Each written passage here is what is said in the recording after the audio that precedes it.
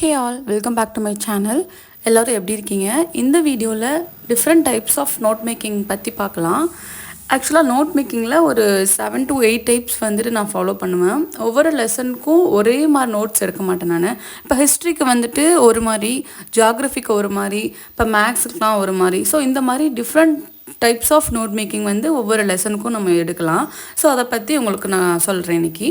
ஆக்சுவலாக first type of note making என்னென்னா synopsis type. இப்போ சினாப்சிஸ் டைப் அப்படிங்கிறது ஒன்றும் இல்லை, நம்மளோட ஸ்கூல் டைம்ஸில் நம்ம வந்து இங்கிலீஷில் வந்து காம்போசிஷன் நோட் எழுதியிருப்போம். அதில் வந்துட்டு நம்ம பேராகிராஃப் எழுதணும் அப்படின்னா இப்போ வந்து அதில் சினாப்சிஸ் போட்டுட்டு அது கீழே வந்து அந்த ஹெட்டிங்ஸ் வச்சு நம்ம பேராகிராஃப் எழுதுவோம். ஸோ அதே தான் இங்கேயும் நம்ம யூஸ் பண்ணுறோம். இப்போ சினாப்சிஸில் வந்து நான் டெல்லி சுல்தான்ஸ் அவங்களோட அந்த லெசன் எடுத்திருக்கேன். இதில் வந்து இப்போ வந்து 6 டைப் ஆஃப் அந்த ஜென்ரேஷன்ஸ் இருக்குது அப்படின்னா அந்த டைப்ஸ் மட்டும் எழுதிப்பேன் நான். இப்போ வந்து மொத்தமாக அடிமை வம்சம், கில்ஜி வம்சம், துக்ளக் வம்சம், சையது வம்சம், லோடி வம்சம், இந்த மாதிரி ஒரு 5 வம்சம் இருக்குது. ப்ளஸ் அது இல்லாமல் அவங்களோட லெசனில் வர அடிஷ்னல் டாபிக்ஸ். அப்போ அவங்க என்னென்ன புக் பப்ளிஷ் பண்ணாங்க, அவங்க வந்து எதுக்கு ஃபேமஸாக இருந்தாங்க, ஆர்கிடெக்சர்லாம் எப்படி இருந்துச்சு, ஸோ அந்த மாதிரி எல்லா டைப்ஸுமே இந்த சினாப்சிஸில் நம்ம இன்க்ளூட் பண்ணிக்கலாம்.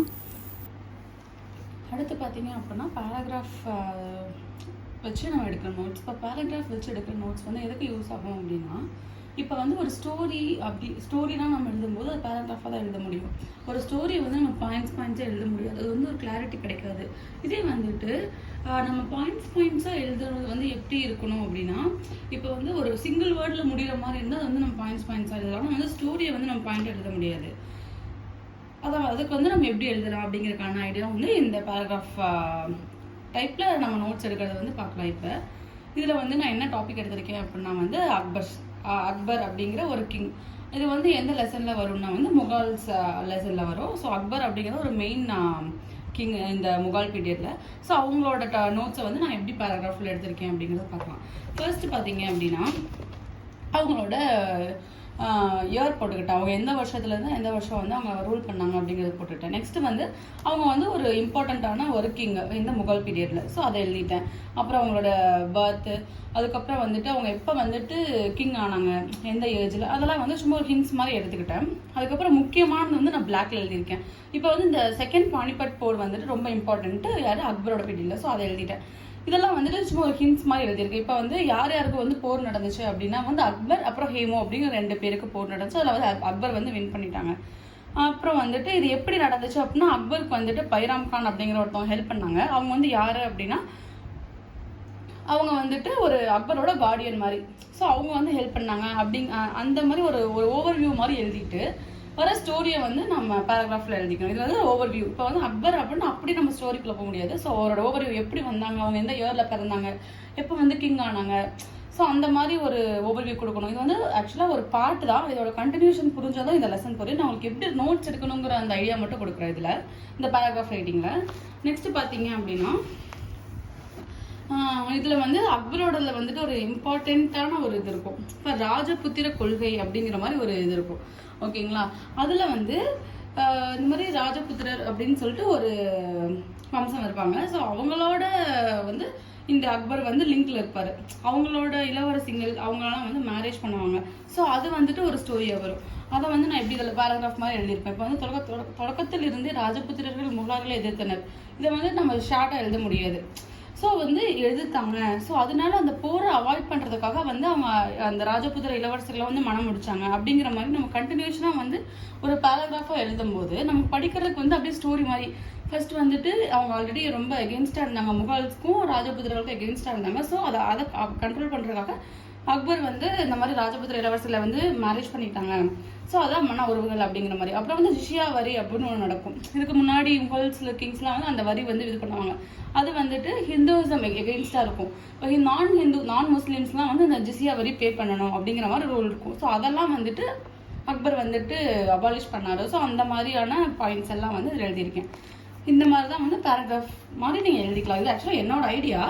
இது வந்து உங்களுக்கு ஒரு யூஸ்ஃபுல்லாக இருந்துச்சு அப்படின்னா ஒரு ஹிண்ட்ஸ் மாதிரி நீங்கள் இதை வச்சுட்டு நீங்கள் உங்களோட ஓன் பேராகிராஃப் ரைட்டிங் எழுதலாம். இது பார்த்தீங்கன்னாவே தெரியும் உங்களுக்கு வந்து ஒரு பாயிண்ட்டாக இல்லாமல் பேராவாக இருக்கும். அது வந்து பேராகிராஃப் ரைட்டிங். இப்போ வந்து நம்ம பாயிண்ட்ஸில் எப்படி நோட்ஸ் எடுக்கலாம் அப்படிங்கிற மாதிரி பார்க்கலாம். ஹிஸ்ட்ரி அப்படின்னா வந்து நம்ம பாயிண்டாக எடுக்கிறத விட பேராகிராஃபாக எடுதுன்னா நமக்கு வந்து ஈஸியாக மெமரி ஆகும். இதே வந்து ஜாகிரஃபியில் வந்து நான் பாயிண்ட்ஸாக எடுத்திருப்பேன், அதை உங்களுக்கு காட்டுறேன். இப்போ வந்து இந்த ஜாகிரஃபியோட 10th ஃபர்ஸ்ட் லெசன், ஓகே. இதில் பார்த்தீங்கன்னா இந்தியாவின் இயற்கை அமைப்பு பிரிவுகள் அப்படிங்கிற ஒரு டாபிக் வரும். அதில் வந்துட்டு நான் இந்த மாதிரி எழுதியிருக்கேன். இப்போ வந்து நம்மளோட இந்தியன் மேப்பில் எப்படி இருக்கும், இப்போ நான் எப்படி வந்து நான் படிப்பேன் அப்படின்னா, ஃபஸ்ட்டு வந்து இந்த டைரக்ஷன்ஸ் போட்டுக்குவேன். இதில் வந்து வடக்கு, இது வந்து தெற்கு, இது கிழக்கு, இது வந்து மேற்கு அப்படிங்கிற மாதிரி நான் போட்டுக்குவேன். இப்போ பார்த்தீங்கன்னா நம்ம வந்து புக்கில் வந்துட்டு வடக்கில் இது அந்த மாதிரி ஒரு பேராகிராஃபாக கொடுத்துருப்பாங்க. இது நம்ம எப்படி ஞாபகம் வச்சுக்கலாம் அப்படின்னா, நமக்கு ரொம்ப ஈஸி. இப்போ வடக்குன்னு எடுத்தாவே அங்கே வந்து ஃபுல்லாக ஹில்ஸ் தான் இருக்கும். ஸோ அது வந்து இமயமலை அப்படிங்கிற மாதிரி நான் எழுதிக்குவேன். அங்கே இமயமலை இருக்கும். தெற்கு அப்படின்னா நம்மளோட இந்தியா சைடு வந்துருமா, ஸோ அங்கே ஃபுல்லாக வந்து ஓஷன், சி அந்த மாதிரி. ஸோ கடற்கரை, கடல் அப்படின்னு ஞாபகம் வச்சுக்கோங்க. இப்போ மேற்கு கிழக்கு 2 இருக்கு. மேற்கு இங்கே ஃபுல்லாக ராஜஸ்தான் அந்த சைடு தானே இருக்கும். ஸோ இங்கே வந்து பாலைவனம் அப்படிங்கிற மாதிரி ஞாபகம் வச்சுக்கோங்க. வடக்கு ஃபுல்லாக இமயமலை, இங்கே ஃபுல்லாக பாலைவனம், இங்கே ஃபுல்லாக கடற்கரை. ஸோ இந்த மாதிரி. இப்போ கிழக்கில் பேலன்ஸ் என்ன அப்படின்னா வந்து நேச்சுரல் வெஜிடேஷன், ஸோ இயற்கை பாரம்பரியம் அதுதான் அங்கே இருக்கும். அப்போ வந்து இந்த மாதிரி ஞாபகம் வச்சுக்கிட்டீங்க அப்படின்னா நமக்கு வந்து இது ஈஸியாக இருக்கும், நம்ம வந்து படிக்கிறதுக்கு ஈஸியாக இருக்கும். ஸோ இந்த 4 வச்சும் எப்படி வந்து 6ஆக பிரிக்கிறாங்க அப்படின்னு பார்க்குறாங்க. இப்போ வந்து நம்ம நார்த் சைட் ஃபுல்லாக மலைகள் இருக்கும், சமவெளிகள் இருக்கும். தீபகற்க பீட பூமிகள் அப்படின்னா வந்து பெனின்சுலர் பிளேட்டிவ்ஸ். ஆக்சுவலாக வந்து நான் என்னோட 10th ஸ்டாண்டர்டில் ஃபுல்லாக இங்கிலீஷில் படித்தேன். பட் இப்போ வந்து எனக்கு இப்போ வந்து ஷார்ட் ஆன்சர் லாங் ஆன்சர் அப்படிங்கும்போது நம்ம இங்கிலீஷில் படித்தா ஈஸியாக இருந்துச்சு. இப்போ ஒரு ஃபுல் லெசனை வந்து நம்ம படிக்கும்போது எனக்கு வந்து அது மாதிரி டிஃபிகல்ட்டாக இருந்துச்சோ நான் தமிழில் படிக்க ஆரம்பிச்சிட்டேன். அது வந்து ஒரு ஸ்டோரி மாதிரி இருக்குனால தமிழில் படிக்க ஆரம்பிச்சிட்டேன். இப்போ வந்து நான் 6ஆக டிவைட் பண்ணிக்கிட்டேன். இவன் வந்து சப்ஹெட்டிங்ஸ் இருக்கும்ல, அந்த சப்ஹெட்டிங்ஸை வந்து நான் அப்படி ஃபர்ஸ்ட் எழுதிக்கிட்டேன். வடக்கு மலைகள், வடபெரும் சமவெளிகள், இந்த மாதிரி தீவுகள், பாலைவனங்கள் அப்படின்னு சொல்லிட்டு. இப்போ வந்து இந்த வடக்கு மலைகளுக்குள்ள என்னென்ன பாயிண்ட்ஸ் வருது அப்படிங்கிறது நான் பாயிண்ட் பண்ணி எழுதியிருக்கேன். இங்கே பார்த்தீங்கன்னா இந்த வடக்கு மலைகள் வந்து உலகில் இளமையான மற்றும் உயரமான மலை அப்படிங்கிற ஒரு பாயிண்ட். இப்போ வடக்கு மலைகள் என்ன வரும் அப்படின்னா அது ஒரு உயரமான மலை. அதை வந்து மடிப்பு மலைகள் அப்படின்னு சொல்றாங்க. அதை வந்து இந்த மடிப்பு மலைகள் இந்த உலகின் கூரை அப்படின்னு ஏதோ சொல்றாங்க அப்படின்னா பாம்பேல் முடிச்சு. ஸோ இந்த மாதிரி வந்து நம்ம சிங்கிள் வேர்ட்ல வந்து நம்ம ஜியோகிரபியில் நோட்ஸ் எடுத்துக்கலாம். அதுக்கப்புறம் இந்த உட்பிரிவுகள் எடுத்து டிரான்ஸ் இமயமலை, அதை வந்து டிபெட்டியன் இமயமலை அப்படிங்கிற சொல்றாங்க. ஸோ இந்த மாதிரி நீங்க ட்ரை பண்ணி பாருங்க. நெக்ஸ்ட் பாத்தீங்கன்னா இமயமலையை வந்து இளம் மடிப்பு மலை அப்படின்னு கூட சொல்றாங்க. இந்த மாதிரி நோட்ஸ் எடுத்துக்கலாம். மெயினா வந்துட்டு இந்த மாதிரி இப்போ வந்து இமாத்ரி அப்படிங்கிறோட ஹைட் அண்ட் வித் பார்த்தீங்கன்னா ஹைட் வந்துட்டு 6000 மீட்டர் அப்படின்னு இருக்கும். இதோட அகலம்னா 25 கிலோமீட்டர். ஸோ இந்த மாதிரி நம்ம வந்து ஒவ்வொன்றுக்கும் எழுதுறதுனால நமக்கு ஈஸியாக ஞாபகம் வரும். இப்போ இமாச்சலோட ஹைட் வந்து 3500 to 4500 மீட்டர், அந்த அகலம் பார்த்தீங்கன்னா 80 கிலோமீட்டர், 25 கிலோமீட்டர். ஸோ அப்போ வந்துட்டு இந்த மாதிரி நம்ம பாயிண்ட்ஸாக எழுதியிருக்கும் போது நமக்கு ஈஸியாக வந்து மெமரைஸ் ஆகும். இது பார்த்தீங்கன்னா இது வேறு உயரம் மட்டும்தான். உயரம் வந்து 1000 மீட்டர் இருக்குது. இது அகலம் வந்து 2ஆக வந்து இதாகும். இப்போ வந்து மேற்கு சைடில் வந்து 50 கிலோமீட்டர்ஸ் அண்ட் கிழக்கு சைடில் 10 கிலோமீட்டர்ஸ். ஸோ இந்த மாதிரி வந்து நம்ம ஜியோகிரபிக்கு வந்து பாயிண்ட்ஸ் எழுதிக்கலாம். ஹிஸ்ட்ரிக்கு வந்து பேராகிராஃப் மாதிரி எழுதிக்கலாம். அவ்வளோதான். எல்லாத்துக்கும் அதே மாதிரி தான் எழுதியிருப்பேன். இங்கே பாருங்கள், இதில் வந்து அதை எப்படி உருவாச்சு, அது எங்கேருந்து எங்கே வரைக்கும் இருக்குது, அதோட அகலம், அந்த மாதிரி இந்த மாதிரி எழுதி ட்ரை பண்ணி பாருங்கள். இதே மாதிரி ஒவ்வொரு டாப்பிக்கும் எழுதியிருப்பேன். இப்போ கடற்கரை சமவெளிகள்னா மேற்கு சைடு என்ன இருக்குது, கிழக்கு சைடு என்ன இருக்குது, இந்த மாதிரி வந்து எழுதிக்கலாம்.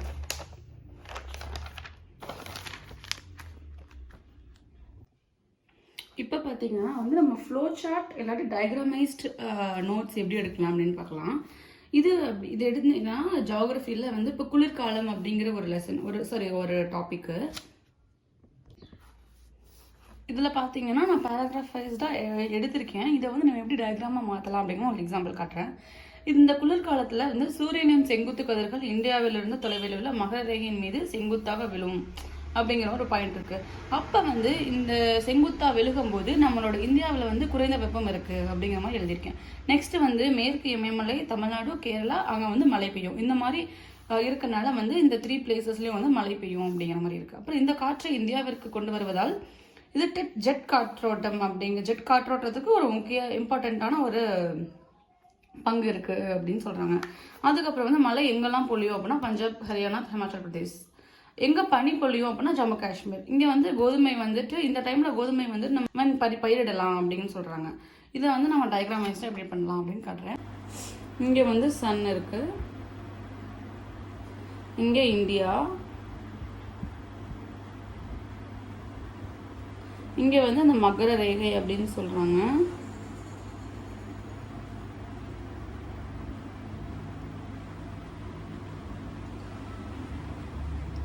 இது இங்கே இருக்குது.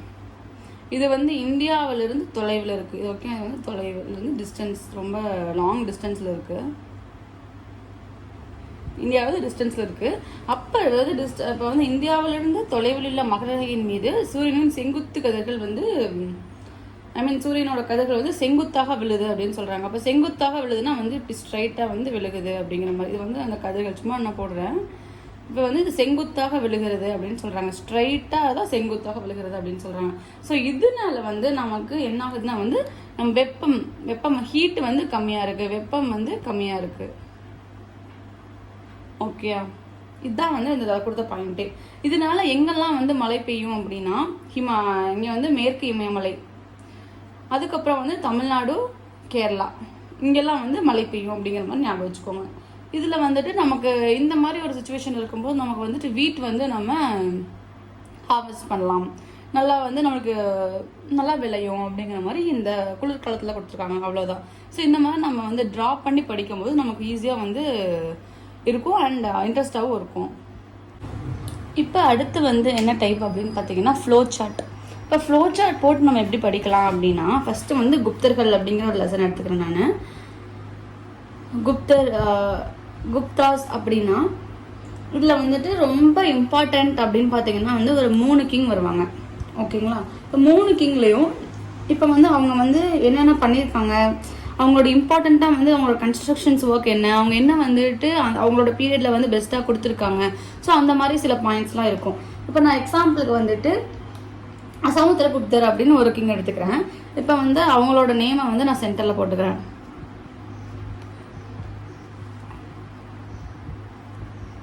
சமுத்திரகுப்தர் அப்படின்னு வந்துட்டு நான் அவங்களோட நேம் ஃபஸ்ட்டு வந்து இங்கே போட்டுக்கிறேன். இப்போ அவங்க வந்து எதுக்கு மெயினாக ஃபேமஸ் அப்படின்னு வந்து பார்க்கணும். அவங்க வந்து ஃபஸ்ட்டு வந்து எதுக்கு மெயினாக ஃபேமஸ் அப்படின்னா அலகாபாத் கல்வெட்டு அப்படிங்கிற ஒரு இது வந்து அவங்க பண்ணியிருக்காங்க. அது வந்து ஒரு தூண் அப்படின்னு சொல்லுவாங்க. ஸோ அலகாபாத் கல்வெட்டு அப்படிங்கிறத வந்து ஃபஸ்ட்டு நான் எழுதிக்கிறேன். அலகாபாத் கல்வெட்டு. ஓகேங்களா? இதை ஃபஸ்ட்டு எழுதிக்கிட்டேன். இப்போ வந்து இந்த அலகாபாத் கல்வெட்டு வந்து இது பண்ணுறதுக்கு யார் தொகுத்தாங்க அப்படின்னு சொல்லி ஒரு கொஷின் வரும். ஸோ இதில் தொகுத்தவர் அப்படின்னா வந்து அவரோட படைத்தளபதியான ஹரிசேனர். ஸோ அவர் தொகுத்தவர் அப்படின்னு போட்டு ஹரிசேனர் அப்படின்னு நம்ம எழுதிக்கணும். நோட்ஸ் வந்துட்டு நீட்டாக இருக்கணும், ஸ்பெல்லிங் மிஸ்டேக் இருக்கக்கூடாது, அண்ட் கரெக்டாக ஃபார்மேட்டில் இருக்கணும். அப்படிலாம் கிடையாது. உங்களுக்கு எவ்வளோ ஷார்ட் பண்ண முடியுமோ அவ்வளோ ஷார்ட் பண்ணி எழுதுங்க.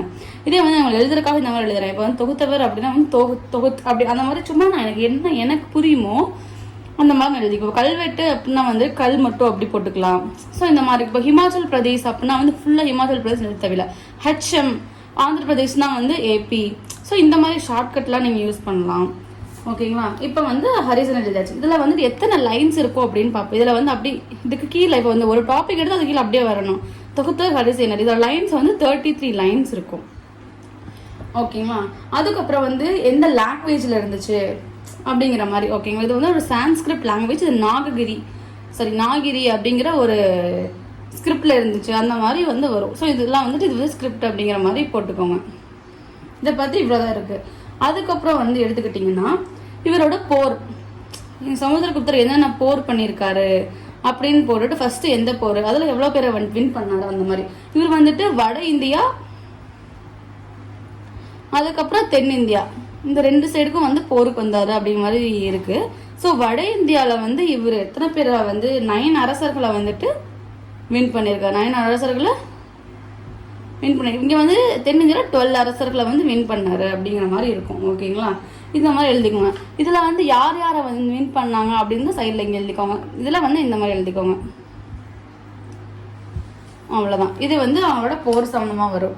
அதுக்கப்புறம் வந்து இவங்களுக்கு ஏதாவது நிக்நேம்ஸ் இருக்கா அப்படிங்கிறத பாருங்கள். அது ரொம்ப இம்பார்ட்டண்ட்டு. நிக்நேம்ஸ் இருந்துச்சுன்னா ஃபஸ்ட்டு வந்து இவருக்கு வந்து என்ன நிக்நேம்னா இந்தியாவின் நெப்போலியன் அப்படின்னு சொல்லுவாங்க. இந்தியன் நெப்போலியன் அப்படிங்கிற மாதிரி வரும். அதுக்கப்புறம் வந்து இவருக்கு வந்து இந்த ஒரு நேம் வரும். என்ன நேம் அப்படின்னு பார்த்தீங்க அப்படின்னா கவிராஜன் அப்படிங்கிற ஒரு நேம் வரும். ஸோ அது வந்து இங்கே எழுதி வச்சுக்கோங்க. கவிராஜன்.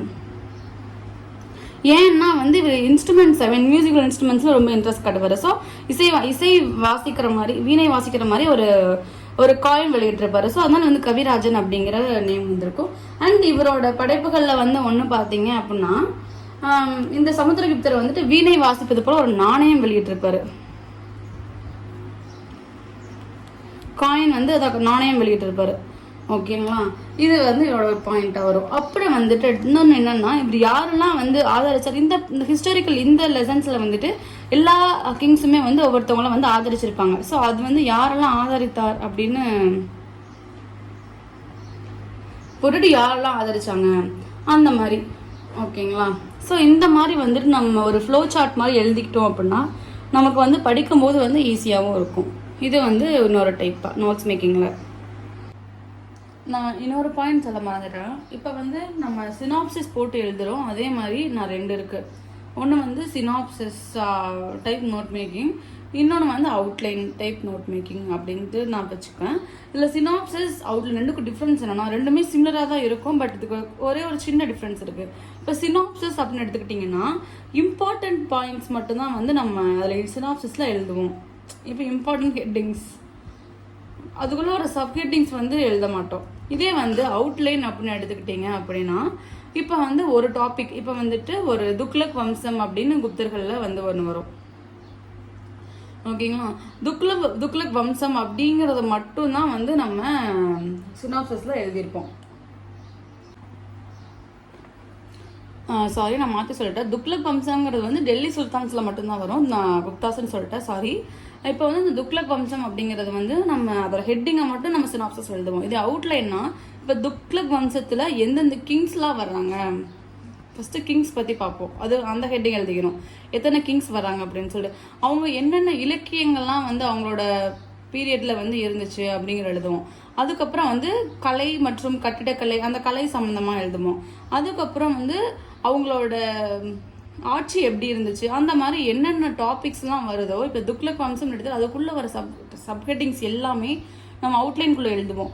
இப்படி பார்க்கும்போது இப்போ கிங்ஸா, இப்போ என்னென்ன கிங் வராங்க, இத்தனை கிங் வராங்களா, ஓகே, அவங்க என்னென்ன இலக்கியம், அவங்களோட பீரியடில் என்னென்ன இலக்கியங்கள்லாம் இருந்துச்சு, அவங்க என்னென்ன கலைகள்லாம் பண்ணாங்க, என்னென்ன கன்ஸ்ட்ரக்ட் பண்ணாங்க, அவங்க எதுக்கு ஃபேமஸாக இருந்தாங்க. ஸோ அந்த மாதிரி எல்லாமே வந்து இந்த ஹெட்டிங்ஸ்லேயே எழுதிறனால நம்ம ரிவைஸ் பண்ணும்போது இது யூஸ் ஆகும். ஓகேங்களா, சினாப்சிஸ் அண்ட் அவுட்லைன் வந்துட்டு ரெண்டுமே சிமிலர் தான். நம்ம ரிவைஸ் பண்ணும்போது ஒன்லி ஃபார் ரிவிஷன் பர்பஸ் தான் வந்து இந்த அவுட்லைன் அண்ட் சினாப்சிஸ் வந்து நமக்கு யூஸ் ஆகும். ஓகேங்களா, ஒன்லி ஃபார் ரிவிஷன். இது வந்து மற்ற படிக்கும் போது இந்த மாதிரி எழுதுனா உங்களுக்கு ஒன்றுமே புரியாது. Only for revision purpose it will be very useful. அடுத்து இன்னொரு டைப் பார்த்தீங்க அப்படின்னா கார்னல் டைப் நோட் மேக்கிங் அப்படின்னு சொல்லுவாங்க. இது என்ன அப்படின்னா, இது வந்து ஒரு பேப்பராக எடுத்துக்கோங்க, ஐ மீன் நோட் புக் அப்படின்னு எடுத்துக்கோங்க. இதுதான் வந்து பேப்பராக இருக்குது அப்படின்னா மேலே வந்துட்டு ஒரு லைன் போட்டுக்கோங்க, கீழே வந்துட்டு கொஞ்சம் ஸ்பேஸ் கொடுத்துக்கோங்க, இங்கே சைடில் இங்கே போட்டுக்கோங்க. இப்படி கொஞ்சம் பெருசாகவே போட்டுக்கோங்க. ஆக்சுவலாக வந்து இது கொஞ்சம் எனக்கு செட் ஆகலை, பட் இந்த மாதிரி ஒரு டைப் இருக்குங்கிறது நான் உங்களுக்கு சொல்கிறேன். இது வந்து எப்படின்னா, இங்கே மேலே என்ன லெசன் அப்படின்னு எழுதிக்கோங்க, லெசன் ஆர் டாபிக். அப்புறம் வந்து உங்களுக்கு டேட் நீங்கள் வந்து எழுதுகிற உங்களுக்கு ஹேபிட் இருந்துச்சுன்னா வந்து டேட் கூட இங்கே எழுதிக்கோங்க. ஓகேங்களா, டேட் இங்கே எழுதிக்கோங்க. நெக்ஸ்ட்டு கீழே வந்துட்டு சம்மரிக்கு ஒரு ஸ்பேஸ் கொடுத்துக்கோங்க. இங்கே வந்துட்டு இது பாக்ஸாக கூட வச்சுக்கலாம் நீங்கள். ஓகேங்களா, இப்போ வந்து இங்கே வந்து ஒரு ஹெட்டிங் எழுதுறீங்க, ஹெட்டிங் 1. அப்போ ஹெட்டிங் எழுதிட்டு இங்கே வந்து அதோட பாயிண்ட்ஸ், இப்போ வந்து இங்கே வந்துட்டு இப்போ கிளைமேட் பற்றி எழுதுறீங்க அப்படின்னா இப்போ கிளைமேட்டில் வந்துட்டு என்னென்ன பாயிண்ட்ஸ் வருதோ இங்கே எழுதிக்கோங்க. அடுத்து இங்கே வெதர், ஸோ இங்கே ரெயின்ஃபால், அந்த மாதிரி எழுதும்போது இங்கே ஹெட்டிங் கொடுத்துட்டு அதுக்குள்ளே வந்துட்டு இம்பார்ட்டண்ட்டான பாயிண்ட்ஸ், இங்கே வந்துட்டு இங்கே இந்த பேஜில் என்னென்ன எழுதிருக்கீங்களோ அதோட சம்மரி மாதிரி ஒரு ஓவர்வியூ மாதிரி வந்து எழுதணும். இதுதான் வந்து அந்த கார்னல் நோட் மேக்கிங் அப்படின்னு சொல்லுவாங்க. ஸோ இது உங்களுக்கு பிடிச்சிருந்துச்சுன்னா நீங்கள் இதை ட்ரை பண்ணி பாருங்கள். நம்ம இங்கே வந்து ஹெட்டிங் எழுதணும், இங்கே இதோட கண்டென்ட் எழுதணும், கீழே சம்மரி, மேலே லெசன் நேம் ஆர் டாபிக், இங்கே டேட், அவ்வளோதான். இது சிம்பிள். ஆனால் ஒவ்வொரு டைமும் நம்ம பேஜில் இந்த மாதிரி பாக்ஸ் போட்டு அதுக்கெலாம் நமக்கு பொறுமை இருக்காது. உங்களுக்கு பிடிச்சிருந்தா இதை யூஸ் பண்ணி பாருங்கள். அடுத்த டைப் என்னென்னா ஸ்டிக்கி நோட்ஸ். ஸ்டிக்கி நோட்ஸ் வச்சு நீங்கள் நோட்ஸ் எடுக்கலாம். இப்போ எதுக்கு அந்த ஸ்டிக்கி நோட்ஸ் வந்து யூஸ் ஆகும் அப்படின்னா, இப்போ நீங்கள் புக்கில் படிக்கிறீங்க, ஏதோ ஒரு லெசன் வந்து ரொம்ப ராவாக இருக்குது, உங்களால் நோட்ஸே எடுக்க முடியல அப்படிங்கும்போது இந்த ஸ்டிக்கி நோட்ஸில் வந்து இப்போ ஒரு டாப்பிக்கில் வர இம்பார்ட்டன்ட் பாயிண்ட்ஸை மட்டும் ஸ்டிக்கி நோட்ஸில் எழுதி நீங்கள் புக்கில் அந்த இடத்துல வந்துட்டு நீங்கள் பேஸ்ட் பண்ணிடலாம். ஸோ அடுத்த டைம் பார்க்கும்போது இந்த ஸ்டிக்கி நோட்ஸ் இருக்கிற பாயிண்ட்ஸ் மட்டும் நீங்கள் வந்து அப்படியே நீங்கள் கோ த்ரூ பண்ணால் அது ஈஸியாக இருக்கும். ஸோ இந்த ஸ்டிக்கி நோட்ஸ் வந்து நம்மளுக்கு ரொம்ப கஷ்டமாக இருக்க லெசனில் வந்து நம்ம பாயிண்ட்ஸ் ஞாபகம் வச்சுக்கிறதுக்கு இந்த ஸ்டிக்கி நோட்ஸ் யூஸ் பண்ணி எழுதலாம். அண்ட் ஃபைனலாக நோட் மேக்கிங்கில் எனக்கு ரொம்ப ரொம்ப ரொம்ப பிடிச்ச ஒரு டைப் வந்து இதுதான். என்ன அப்படின்னா ரிவிஷன்.